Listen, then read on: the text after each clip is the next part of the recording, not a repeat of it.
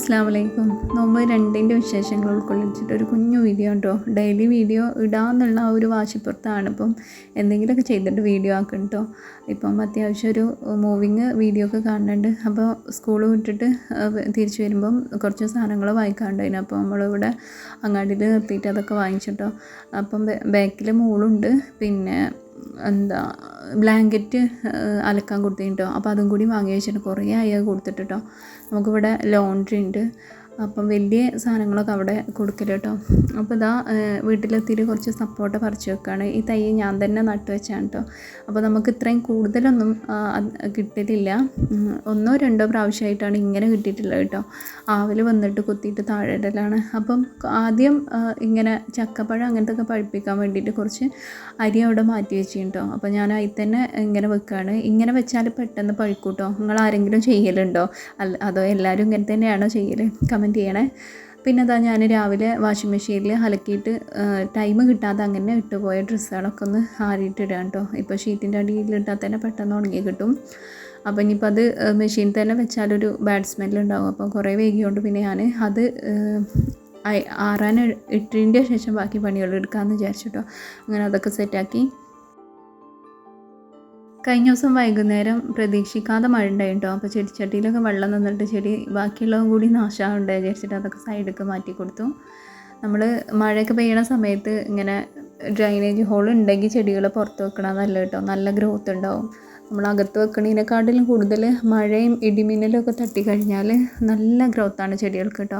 പിന്നെ അതാ ഞാൻ നോമ്പ് തുടങ്ങുന്നതിൻ്റെ ഒരു മാസം മുന്നേ പറയാൻ തുടങ്ങിയിട്ടുണ്ട്, എനിക്കൊരു നിസ്കാരക്കുപ്പായം പുതിയത് വേണമെന്നുള്ളത്. ഇവിടെയുള്ള പഴയതായിക്കും കേട്ടോ. അപ്പോൾ അതൊന്ന് വാങ്ങി.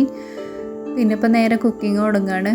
ഇപ്പം കുറച്ച് മുന്തിരി വാങ്ങിയിട്ടുണ്ടായിരുന്നു. അപ്പോൾ അത് ഒന്ന് വെള്ളത്തിലിട്ട് വെക്കണം. പിന്നെ കുറച്ച് പയറുണ്ട്, അത് നന്നാക്കിയിട്ട് വെക്കണം. ചോറൊക്കെ തിന്നാൻ ഭയങ്കര പൂതിയായിട്ടോ. 2 നോമ്പായിട്ടുള്ളൂ. പക്ഷേ എന്നാലും ഇപ്പോൾ ചോറ് അങ്ങനെ തിന്നാത്തതുകൊണ്ട് ഇപ്പോൾ അതാ മുന്തിരി വെള്ളത്തിലിട്ട് കുറച്ച് കല്ലുപ്പ് അതിൽ ചേർത്ത് വെച്ചിട്ടുണ്ടല്ലോ. ഇനി ജസ്റ്റ് ഒന്ന് വെറുതെ ഒന്ന് വെള്ളത്തിലിട്ട് വെക്കുകയാണ്. പിന്നെ നല്ലോണം നമ്മൾ എടുക്കുന്ന സമയത്ത് കഴുകിയിട്ട് വെക്കും കേട്ടോ.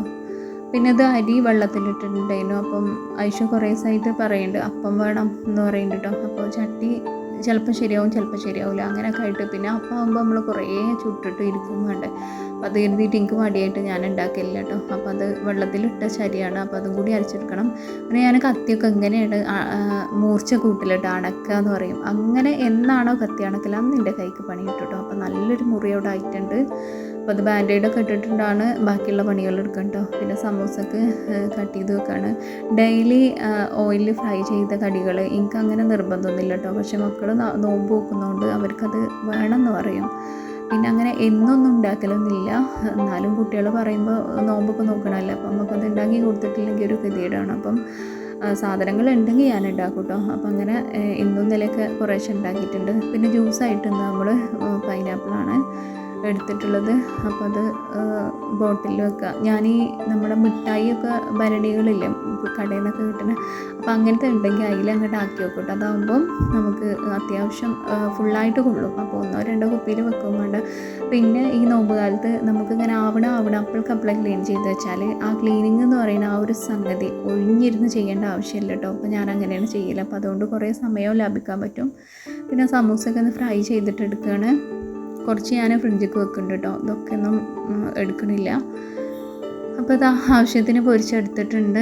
പിന്നെ ഇന്നിപ്പം വേറെയുള്ള കാര്യത്തിനൊന്നും ഇനി നിൽക്കണ്ടെന്ന് വിചാരിച്ചിട്ട് പത്തിരി ഒന്നും ഉണ്ടാക്കിയിട്ടില്ല. പിന്നെ വേഗം കുക്കറിൽ കുറച്ച് നെയ്ച്ചോറ് ഉണ്ടാക്കി, കുറച്ച് മാത്രം അപ്പം ഉണ്ടാക്കി കേട്ടോ. അതൊക്കെയാണ് ഇന്നത്തെ വിശേഷങ്ങൾ. ഒരാടെങ്കിലും വീഡിയോ ഇട്ടിട്ടില്ലെങ്കിൽ ആ ഒരു വീഡിയോൻ്റെ ഗ്രോത്ത് അവിടെ നിൽക്കും കേട്ടോ. പിന്നെ അങ്ങനെ ഇട്ടിട്ടുണ്ടെങ്കിൽ കാര്യമുള്ളൂ. അതുകൊണ്ടാണ് ഇങ്ങനെ വീഡിയോ ഇടുന്നത്. അപ്പോൾ അതുകൊണ്ട് സപ്പോർട്ട് ചെയ്യണേ.